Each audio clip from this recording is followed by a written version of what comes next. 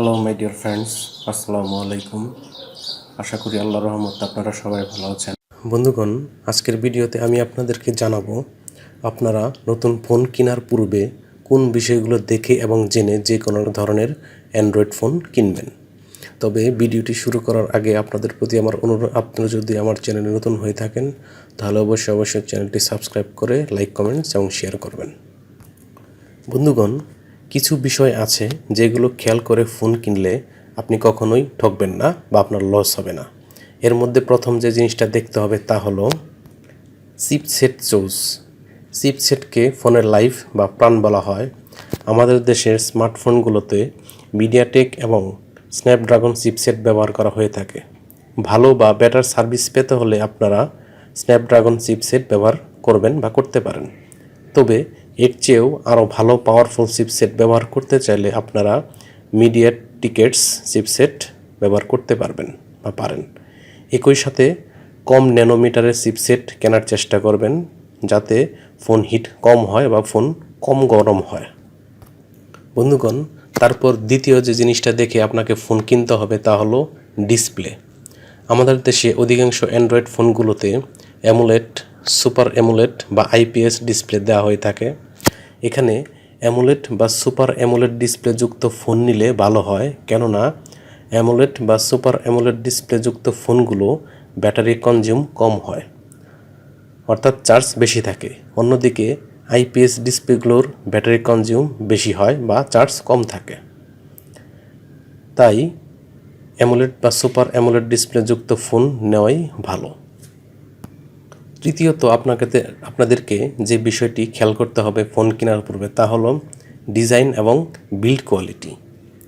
এখানে আপনাকে দেখতে হবে যে আপনার ফোন যদি 50,000 টাকার উপরে হয় তাহলে সেই অ্যান্ড্রয়েড ফোনটির ফ্রেমটিতে অ্যালুমিনিয়াম বা স্টেনলেস স্টিল আছে কিনা।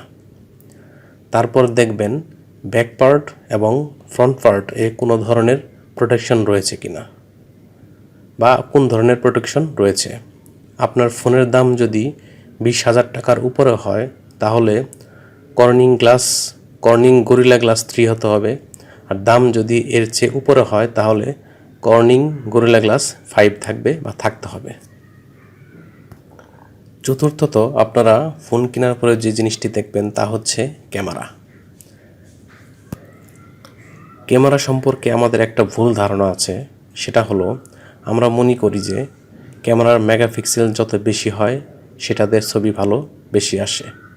আমাদের এই ধারণাটা টোটালি ভুল, কেননা এখন অনেক ফোনের মেগাপিক্সেল 200 এর উপরে, কিন্তু ছবি কোয়ালিটি ভালো আসে না।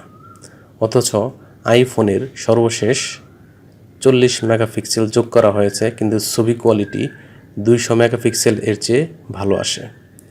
এখানে আসলে মূল ফ্যাক্টরটা মেগাপিক্সেল না, মূল বিষয়টা হচ্ছে সেন্সর সাইজ এবং ইউএ অপটিমাইজেশন। অর্থাৎ যে ফোনের সেন্সর সাইজ এবং ইউএ অপটিমাইজেশন ভালো সে ফোনটাও ভালো বলে গণ্য হবে এবং সেই ফোনটার ক্যামেরা রেজুলেশন এবং ছবির মান ভালো আসবে। 5 নম্বরে আপনারা ফোন কেনার পূর্বে যে জিনিসটি দেখবেন তা হচ্ছে ব্যাটারি এবং চার্জার।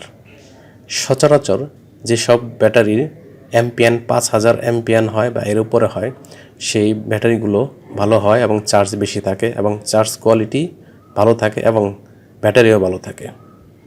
এবং ওই সাথে বিভিন্ন ব্র্যান্ডের ভালো চার্জার রয়েছে, সেসব চার্জার দেখে আপনাদেরকে চার্জার কিনতে হবে। সর্বশেষে ফোন কেনার পূর্বে কিংবা অ্যান্ড্রয়েড ফোন কেনার পূর্বে যে সমস্ত ফোনের দাম 20,000 টাকার উপরে সেগুলো কেনার পূর্বে আপনাদেরকে অবশ্যই র্যাম এবং রম দেখে কিনতে হবে। যে সমস্ত ফোনের বা অ্যান্ড্রয়েড ফোনের র্যাম রম 464 নিচে সেগুলো কম মানের হয়, তাই আপনাদেরকে অ্যাটলিস্ট বা কমপক্ষে 4 থেকে 64 জিবি র্যাম রমের মধ্যে ফোন কিনতে হবে।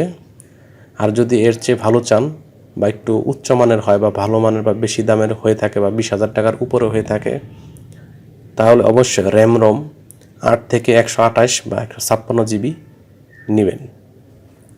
কেননা র্যাম এবং রমের উপর ফোনের অনেক কিছু নির্ভর করে, কারণ র্যাম কম হলে ফোন হ্যাং বা সফটওয়্যার স্লো কাজ করবে, আর র্যাম এবং রম ভালো হলে বা বেশি হলে খুব দ্রুত এবং ভালো কাজ করবে এবং ভালো সার্ভিস দিবে।